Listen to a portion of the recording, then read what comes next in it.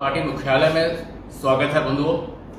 Operation सिंदूर की अपार सफलता के बाद में आज सभी तरह के गतिविधियां जो है पूरा सुचारू रूप से चल रही हैं।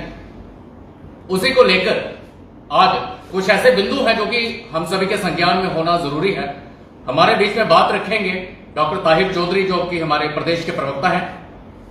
साथ में है हमारे पूर्व जिलाध्यक्ष रेखा महाजन जी, उनके साथ में बैठे हैं हमारे वरिष्ठ नेत्री अनु जी। अब मैं गुजारिश करूंगा डॉक्टर ताहिर चौधरी जी से कि वो अपनी बात आपके माध्यम से जनता और सरकार के सामने रखें।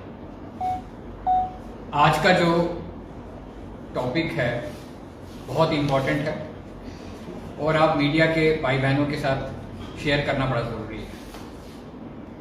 हाल ही में पहलगाम में टेरर अटैक होता है,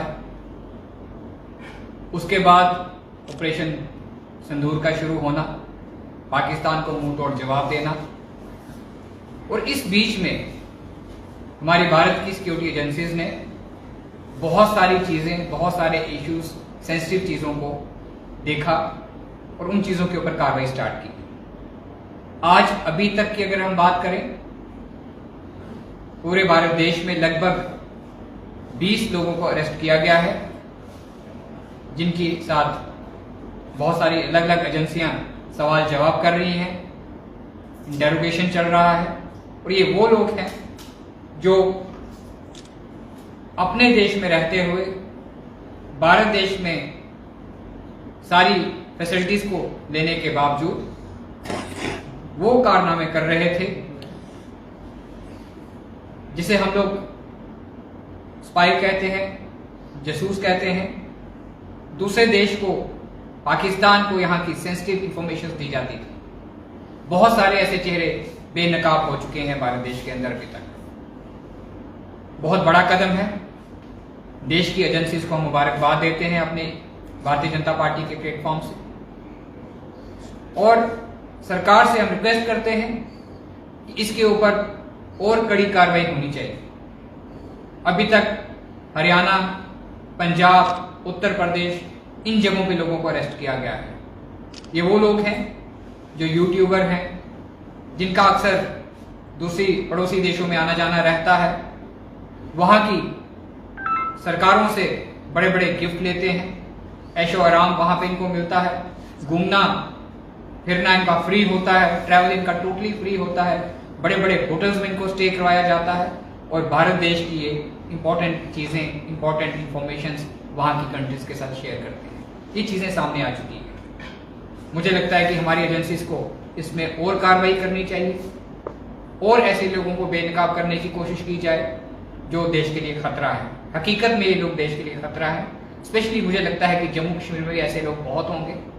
हमारी सिक्योरिटी फोर्सेस, हमारी एजेंसीज उसके ऊपर कार्रवाई कर रही हैं, और जम्मू कश्मीर में भी जो ऐसे लोग होंगे जो जम्मू कश्मीर की इंफॉर्मेशन बाहर शेयर करते होंगे, जम्मू कश्मीर को खतरा होगा उन चीज़ों से, मुझे लगता है कि वो लोग जब बेनकाब होंगे तो कहीं ना कहीं देश सुरक्षित होगा।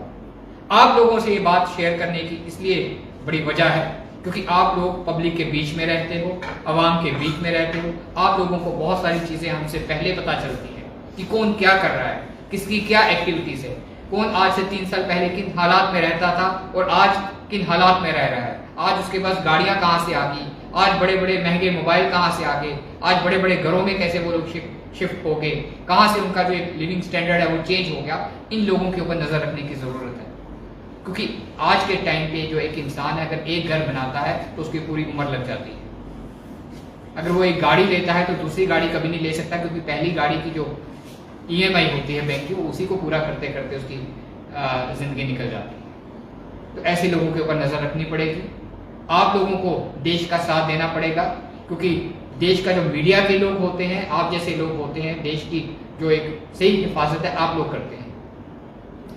और ये एक आपकी तरफ से जब ये मैसेज आएगा, आप लोग इतना ध्यान रखोगे तो मुझे लगता है कि सरकार को और कार्रवाई करने में मदद मिलेगी, सरकार और चीजें देखेगी।